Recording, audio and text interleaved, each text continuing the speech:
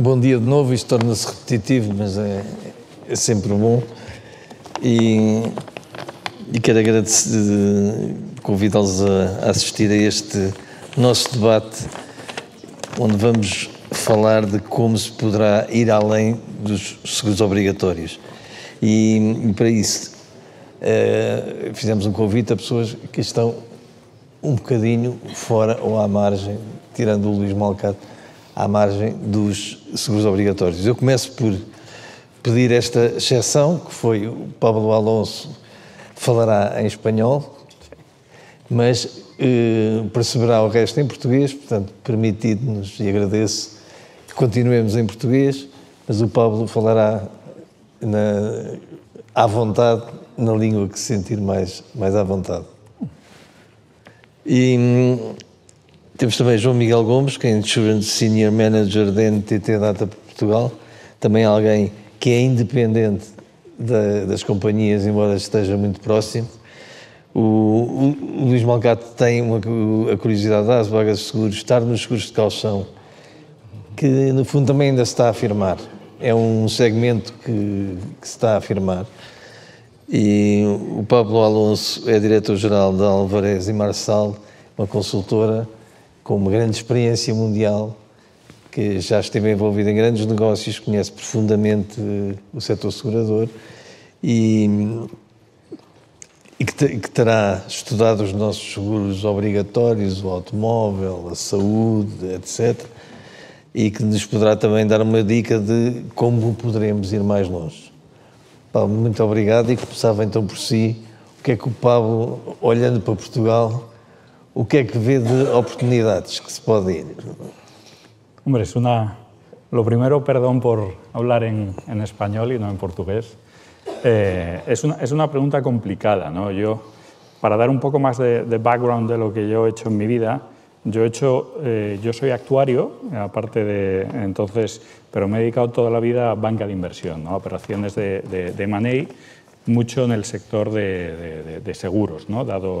Dado mi background como actuario, ¿no? Entonces, yo me acuerdo, siempre que mirábamos Portugal y también España como mercados, veías, pues, oye, comparabas la típica ratio de penetración de primas de no vida sobre GDP, sobre el Producto Interior Bruto, y siempre veías que había un gap importante, ¿no? Y llevo toda la vida, cuando le ibas a presentar a una compañía internacional que tenía interés en Iberia, oye, en Portugal, en España, hay mucho potencial por este gap, ¿no?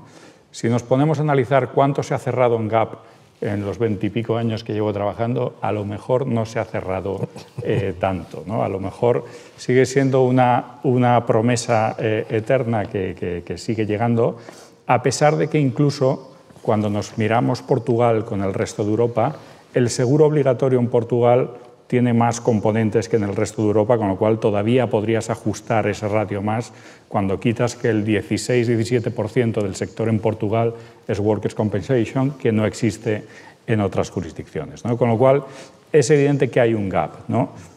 Si analizamos dónde viene ese gap, yo creo que la mayor parte del gap viene por el producto de salud, donde todavía hay mucha falta de penetración y donde el coste también del servicio en países como España y Portugal es mucho más bajo. Y luego otro gap importante viene por la parte de hogar, ¿no? Donde en hogar existen dos cosas. No tenemos todavía una penetración en cuanto a volumen de primas sobre casas que se pueden asegurar, y sobre todo hay un volumen de infraseguro muy importante, ¿no? Y eso yo creo que es un tema cultural, donde todavía en este mercado se ve el seguro de hogar como algo que casi viene vinculado y obligado con la hipoteca, y lo que queremos es minimizar la prima lo más posible, ¿no?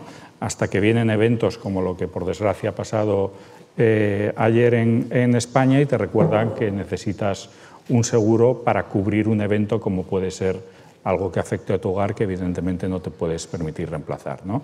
Entonces, oye, como introducción general, yo diría que es donde claramente veo los mayores huecos, ¿no?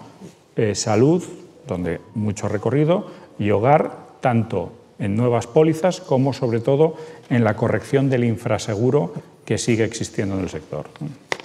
Muito obrigado. Luís Malcado, aqui no lado das empresas, também mantendo um bocadinho este diálogo. E no lado também da parte dos seguros financeiros, não é? De assegurar a sobrevivência financeira da empresa pós-catástrofe. Nota infraseguro também? Sim, ou ausência total? Sim, eu, mais uma vez, muito obrigado pelo convite, parabéns mais uma vez pela esta excelente iniciativa, mais uma da Ecoseguros. É assim, eu concordo com o Pablo, não é? Ou seja, quer dizer, nós aqui é inegável que se nós olhamos para os números, nós temos uma baixa de penetração, portanto, medida sobre o PIB, e quando comparada com outros países, e em particular, e não é por acaso que este painel se dedica exatamente aqui aos seguros não obrigatórios, em particular em seguros que não sejam obrigatórios. Porque aqueles seguros em que são obrigatórios, as pessoas, mal ou bem, já foram, e já se falou isto noutros painéis, já vão ganhando sensibilidade para essa matéria, em particular nas empresas. No entanto, e tal também aqui como o Pablo, já foi abordado durante toda a conferência, existem de facto protection gaps e eu não me quero repetir muito, mas existem protection gaps em muitas áreas. Poderão eventualmente ser atribuídos alguns destes protection gaps ao preço, ou porque nós não temos rendimentos disponíveis suficientes, ou porque a dimensão da nossa economia, do nosso tecido empresarial não é o suficiente. Mas, quer dizer, eu sinceramente não acho que seja o preço o principal obstáculo relativamente a esta matéria. Eu acho que o verdadeiro obstáculo, e também já foi falado pelo Pablo, já foi falado em vários dos painéis que antecederam, o verdadeiro obstáculo aqui é o aumento da awareness, o aumento da sensibilização das pessoas e das empresas, dos empresários, perante o risco, perante os produtos que estão disponíveis, os riscos que podem ser cobertos. Ainda no painel passado nós ouvimos aqui um conjunto de riscos que, de facto, olhando para o balanço e das empresas se podem cobrir. E diria eu, para as enormes vantagens que todos nós aqui nesta sala sabemos, para as enormes vantagens que os produtos de seguros que a cobertura destes riscos através de produtos de seguros pode trazer. Na realidade, mais uma vez, eu estou aqui a falar entre especialistas, mas aqui a mensagem deveria ser mais para fora, mas de facto, no limite, a não cobertura de certos e determinados riscos poderá levar à ruína de negócios, poderá levar à ruína pessoal, porque deixam de ter a capacidade financeira para prosseguir. Com um preço relativamente reduzido, poderá-se ter depois acesso a recursos financeiros que permitirão, em caso de infortúnios, em caso de eventos seguros, seguir a vida das pessoas, a vida das empresas, de uma maneira relativamente mais normal possível. E neste contexto, ou seja, dito isto, neste contexto eu só vos quero destacar, na realidade, e louvar a iniciativa que foi hoje divulgada aqui neste evento, a iniciativa em conjunto por iniciativa da Associação Portuguesa de Seguros, em colaboração com a Ecoseguros, que eu acho que é uma parceria muito, muito importante e que, de facto, poderá ser importante para o aumento desta literacia financeira, em literacia financeira, leia-se literacia de seguros, nesta franja que pretende atingir em concreto, ou seja, no seu público-alvo, que neste caso são as pequenas e médias empresas, e eu creio, portanto, dar aqui os parabéns, e eu julgo que será este também o caminho também para reduzir estes protection gaps. Obrigado. João Miguel Gomes, uma primeira visão sobre as lacunas, como ir para além dos seguros obrigatórios. Bom dia, muito obrigado, Francisco, pelo convite e pela participação no evento, e dando aqui uma visão de alguém que está próximo das seguradoras, mas não numa seguradora. Aquilo que vejo, no fundo, e há pouco falámos ainda de preço, eu concordo, ou seja, na minha opinião, vai para além do preço e não fazendo aqui uma segmentação entre particulares e empresas e falando no modo genérico, acho que para além do preço há aqui uma percepção daquilo que é o valor do seguro. As pessoas têm que, as seguradoras, em conjunto com os seus clientes, trabalhar neste sentido para que não o vejam só como um seguro que é obrigatório e de facto poder ir além. E com isso, a percepção do valor tem que ter uma percepção de risco, tem que ter uma avaliação daquilo que são os riscos, o equilíbrio entre o custo e aquilo que são os riscos a que está exposto e com isso conseguir aqui decidir por qual é que é o melhor caminho em conjunto com as seguradoras, numa lógica sempre de parceria e proximidade. Para além disto, a questão da sensibilidade ao custo, ou seja, se estivermos num contexto de instabilidade económica ou que a empresa ou o cliente tem uma percepção de risco baixo, obviamente isto vai ser um condicionante depois também a um crescimento daquilo que são os seguros fora dos não obrigatórios. Obviamente falou-se já muito e faz sentido também aqui referir do ponto de vista da complexidade dos produtos, ou seja, para clientes e tipicamente mais se calhar para os particulares, às vezes há aqui uma dificuldade em entender os produtos e tem que vir a ser feito um trabalho de simplificação e de cooperação conjunta para conseguir explicar exatamente os benefícios e o que é que se pode depois tirar daquilo que seria um seguro adicional ou uma nova cobertura. E isto é algo que, pronto, em linha com, neste caso, estávamos a falar de empresas, de lançamento do site, mas já houveram outras iniciativas prévias para particulares também e acho que é algo que o setor está a caminhar nesse sentido e deve caminhar na questão da literacia financeira e do apoio. Por último, pertencendo também a uma equipa de transformação, uma empresa de transformação digital, acho que aqui a tecnologia é chave para este crescimento, ou seja, no nosso dia-a-dia, é apoiar as empresas, as seguradoras naquilo que é o seu crescimento e naquilo que é o caminho para se aproximar dos clientes. E nesse sentido, existem empresas, as seguradoras que têm um nível de maturidade um bocadinho mais baixas, outras seguradoras estão um bocadinho mais à frente e face àquilo que são os desafios digitais, ou seja, terá que haver aqui um caminhar para um investimento na inovação e para algumas pode ser um bocadinho um obstáculo, não é? Tendo em conta outros fatores que depois podem condicionar aquilo que são os orçamentos para poder fazer estes investimentos e com isso acho que são os principais pontos, ou seja, em suma existem mais fatores para além do preço, existem temas de inovação que as seguradoras devem apostar com uma visão focada no cliente, na personificação e naquilo que é a eficiência operacional dos seus sistemas, das suas pessoas, das suas tecnologias. João Miguel Gomes, deixa-me fazer uma pergunta. Quando fala em haver digitalização, a digitalização não tende para standardizar os produtos? Ou seja, eu estou a ver a digitalização e o aconselhamento.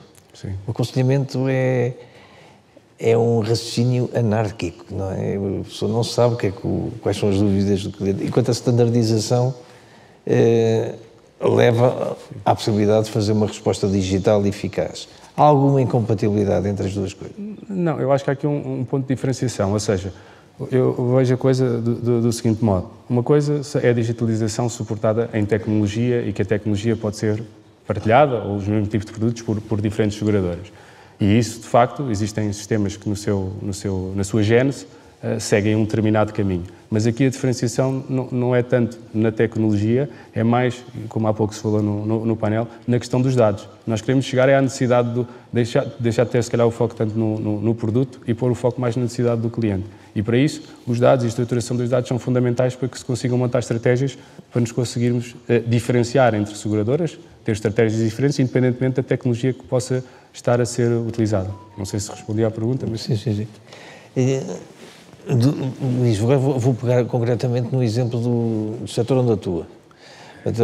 O seguro de caução tem um concorrente, que são as garantias bancárias, essencialmente tem falta de mercado, porque há muita gente que não tem a sensibilidade para isso. Há aqui quase que diria que a batalha, ou conquistar mercado às garantias bancárias, não satisfaz a Azuaga. Estou certo com isso? E como é que se vai conseguir ir para além dos obrigatórios nisso? Sim, obrigado, Francisco, por essa pergunta. Nós, de facto, é assim, no caso do ramo em concreto onde a Azuaga neste momento se posiciona como especialista, que é efetivamente o ramo de caução, nós estamos a fazer um esforço muito grande para tentar fazer o que já no passado, não querendo, já em eventos passados falámos em evangelização relativamente ao seguro de caução. Efetivamente, o que acontece é que nós julgamos que há um grande desconhecimento do lado, mais uma vez aqui a necessidade de educação, um grande desconhecimento do lado dos potenciais clientes, dos potenciais tomadores, que existe esta opção, a opção seguros de caução, que esta opção tem vantagens face a produtos idênticos, que podem servir aos mesmos fins, leia-se garantias bancárias, mas não tem, se calhar, percepção, os clientes não têm percepção das vantagens, completa percepção das vantagens que estes seguros têm, e nós temos aqui um caminho que temos que trilhar para educar os clientes e também educar no sentido de divulgar também este produto perante os nossos principais parceiros, que são os distribuidores, e que muitos de vocês estão aqui presentes, e nós estamos aqui a fazer este trabalho. Estamos a trabalhar em junto com os parceiros da distribuição para explicar este seguro, que não é um seguro de massa e que necessita de especificidade, necessita de algum conhecimento mais específico, mas que tem, então, em face, e falando aqui também de oportunidades e tudo mais, tudo que se aproxima, todas as obras públicas que estão a acontecer no âmbito do plano de recuperação e resiliência e de outros âmbitos, em âmbitos de outros programas da União Europeia. Por exemplo, produtos relacionados com energias renováveis, que também são tão importantes no âmbito do European Green Deal. Há aí oportunidades de negócio que estão a ser tomadas muitas das vezes por garantias bancárias e que, de facto, com o apoio de todo o setor, com o apoio dos nossos parceiros da distribuição, eu julgo que nós podemos inverter esta tendência. Só um número, só para finalizar, um número muito simples é que, por exemplo, no mercado, não tenho um número para o mercado português, mas um estudo recente da Swiss Re demonstrou que, por exemplo, para o mercado espanhol, e mesmo assim isto é relevante, no mercado espanhol, do total das garantias que se encontram emitidas, apenas 10% são emitidas por empresas de seguros, sendo que os restantes 90% estão a ser emitidos por produtos concorrentes, nomeadamente em particular por garantias bancárias. Ou seja, estimamos que esta percentagem em Portugal, estes 10%, podemos até comparar e tal, pode ser mais ou menos igual, mas eu estimo até que pode ser inferior. Ou seja, há aí entendemos que há um forte potencial para crescimento para as garantias facultadas por seguros de caução. E, portanto, também estamos aqui a colaborar com os nossos parceiros, estamos aqui também a participar nestes eventos para fazer esta divulgação e contamos com a ajuda de todos também, porque eu acho que também nesta área nos ajudará a diminuir o protection gap que poderá existir e também, por outro lado, também aumentar a taxa de penetração de seguros, neste caso de seguros de não-vida, porque o ramo de caução, curiosamente, é um ramo de não-vida. Pablo, Portugal tem uma característica que já antiga, Workers' Compensation vem de 1913, portanto, obrigatoriedade do seguro de acidentes de trabalho. Temos uma tradição de o Estado proteger demasiado a sociedade, proteger muito. E isso vê-se, por exemplo, em seguros de poupança para reforma. A segurança social é compulsória, como em Espanha. Sim. E acaba por deixar pouco espaço para a escolha dos cidadãos. Ou seja, nós, países do sul da Europa, em geral, mas Portugal especificamente, que tem uma carga maior, está condenado a ser limitado no crescimento dos seguros. Quando fala aquela percentagem sobre o GDP, será que temos aí uma linha que não conseguimos passar?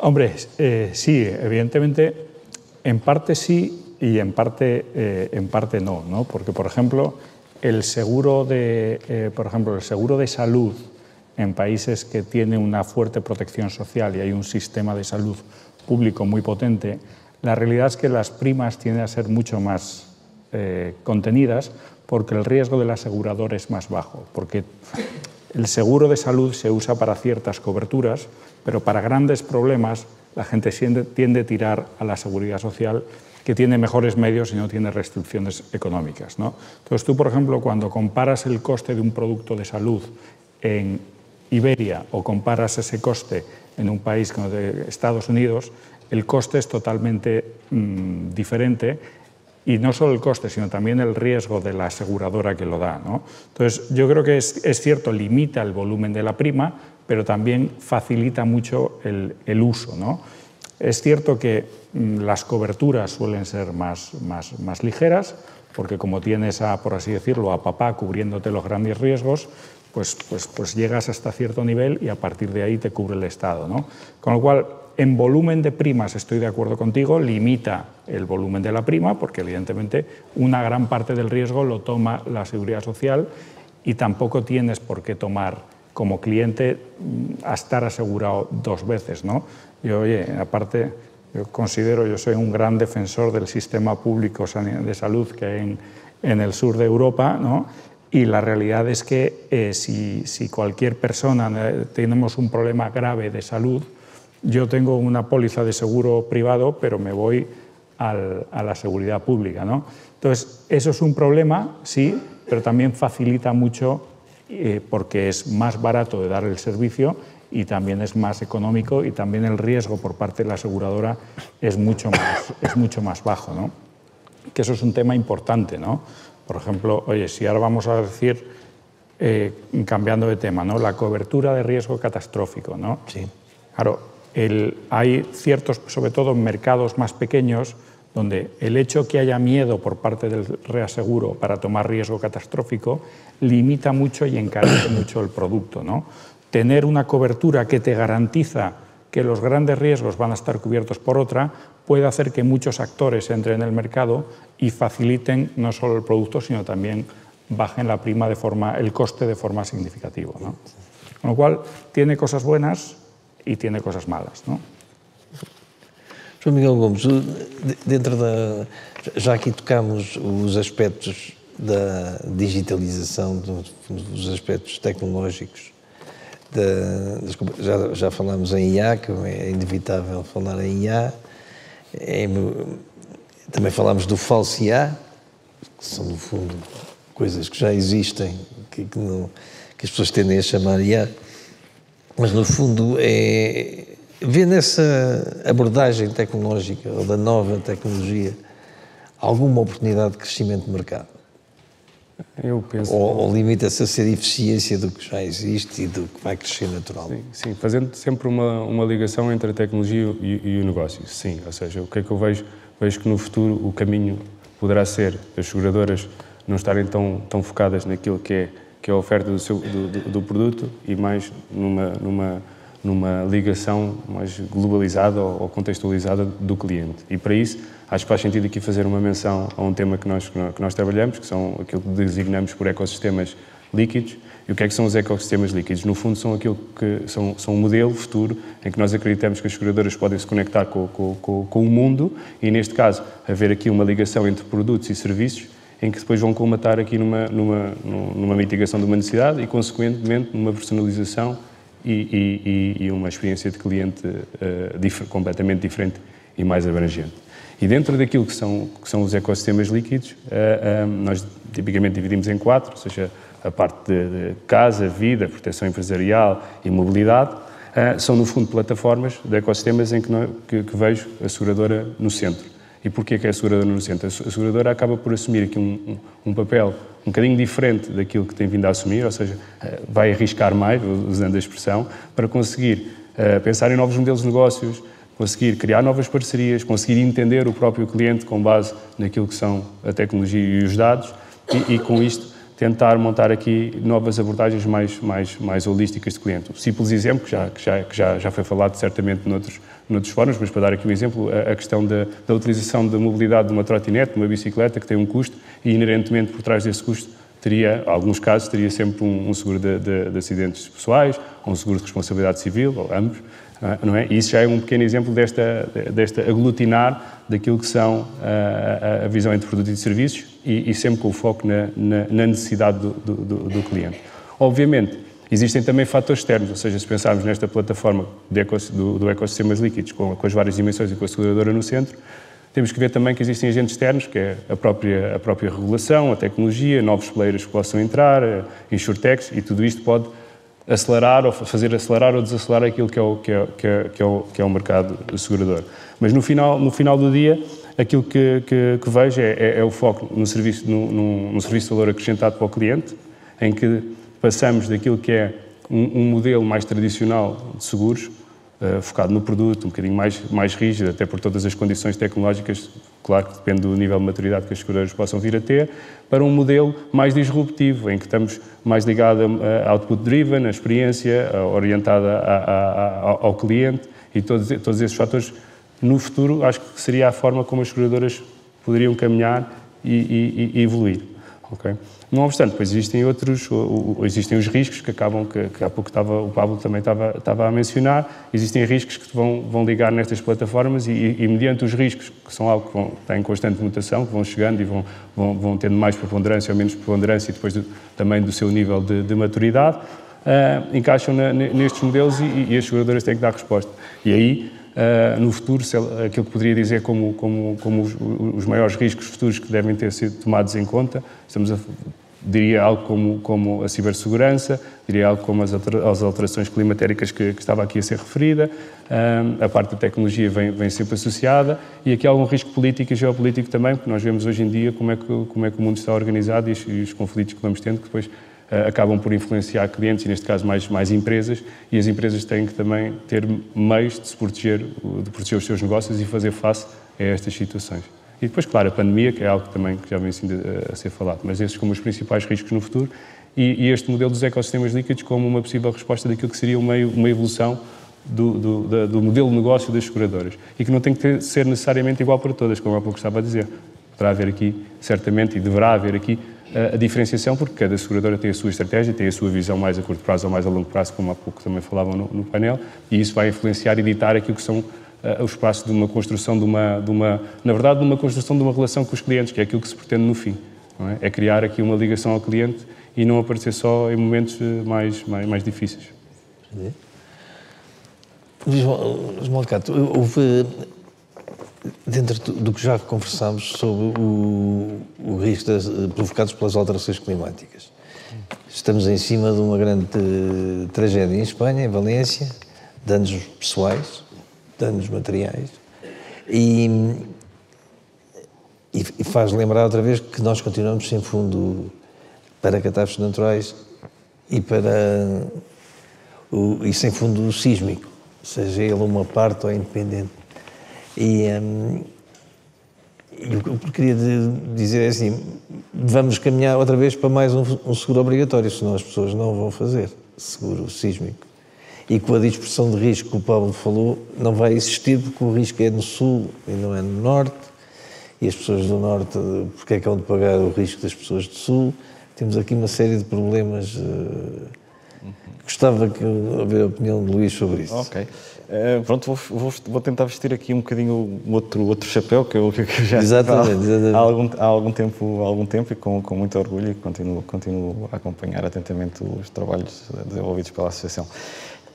Bom, é verdade, quer dizer, nós, pelo menos o modelo está a ser discutido, já sabemos que há propostas em cima da mesa, a ASF está a estudar o tema, mas, efetivamente, se nós vamos querer uma mutualização do risco, é difícil não ter uma mutualização do risco de uma forma que não seja um risco abrangente. Ou seja, e nesse contexto, provavelmente, poderão ver outros modelos, mas provavelmente a solução seria tornar esse tipo de riscos também como riscos obrigatórios, não é? Ou seja, portanto, que seja obrigatória a sua proteção e dessa forma financiar mecanismos de mitigação destes riscos, seja ele o fundo catastrófico ou outros mecanismos, mas o fundo catastrófico em concreto que está a ser estudado, primeiro para numa fase inicial para riscos sísmicos, mas que eventualmente poderá ser, obviamente, desde que devidamente estudado, feitos os estudos atuariais e técnicos devidos, poderá ser alargado para outras realidades. De facto, o financiamento deste tipo de mecanismos, tal como acontece também já com outras realidades a nível nacional e outras organizações a nível nacional. Por exemplo, ainda o engenheiro José Galama de Oliveira, ainda na passada, num evento recente, mencionou que, de facto, temos de ter a noção, por exemplo, o INEM é financiado a 100% com receitas vindas de prémios de seguros. Eu vejo isto como um pouco inevitável, de facto.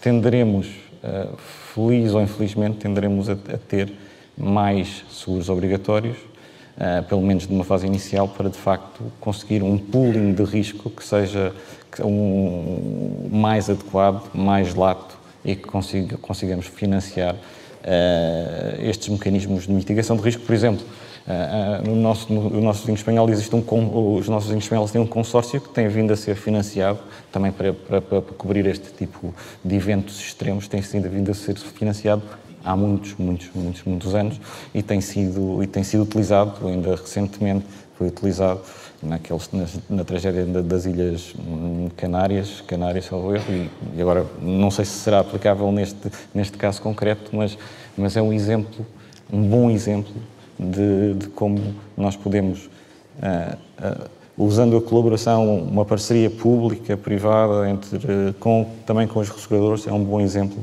de como se poderá cobrir estes riscos e salvaguardar os interesses de pessoas e das empresas. Paulo Alonso, para terminarmos, queria perguntar, pegando neste tema, as chamadas parcerias público-privadas que podem ter uma situação de...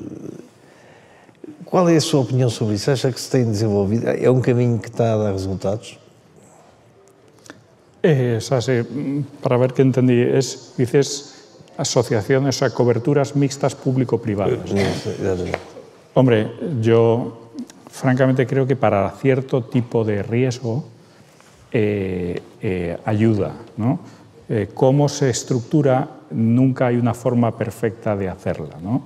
Porque yo, por ejemplo, aquí el sistema que mejor conozco, que es el español del consorcio, al final la cobertura acaba siendo, como sabéis, para que haya cobertura, cualquier póliza aseguradora tiene una componente que paga al consorcio de compensación de seguros, ¿no?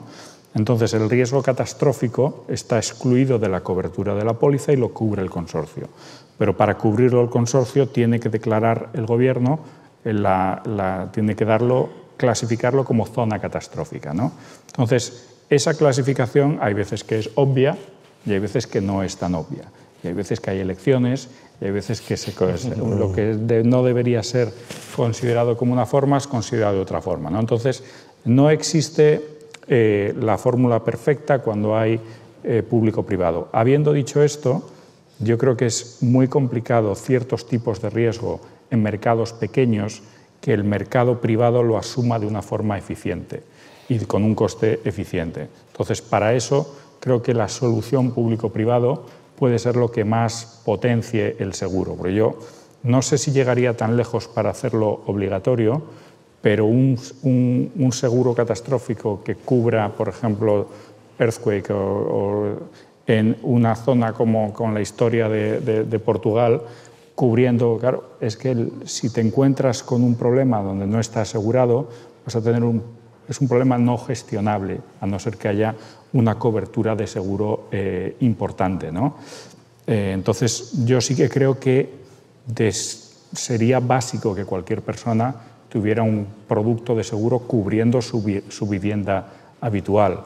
Hacerlo obligatorio o no, no sé si podemos llegar tan alto porque esas cosas políticamente son muy complicadas, ¿no? de imponer cuando una cosa es workers' compensation, donde se lo pasas a la empresa, otra cosa es pasárselo al individuo, ¿no? Entonces, yo creo que son necesarios, pero el equilibrio es complicado, ¿no? Y hay que saber encontrarlo. Pero para este riesgo catastrófico, mercado pequeño, yo no se me ocurre una solución mejor que una asociación público-privada. Sim. Eu quero agradecer a presença e a contribuição para a nossa conferência e tirar conclusões que pronto, há aqui um caminho a ser seguido, mas que temos um peso de obrigatórios muito grande e que não há milagres para conseguir inverter esta situação. Há apenas o continuar a trilhar o caminho da literacia e de tentar motivar as pessoas para o sentimento de proteção mais alargado do que o atual. Muito obrigado, Pablo Alonso, Luís Malcato, João Miguel Gomes e espero que em breve nos voltemos a reunir. Muito obrigado. Muito obrigado.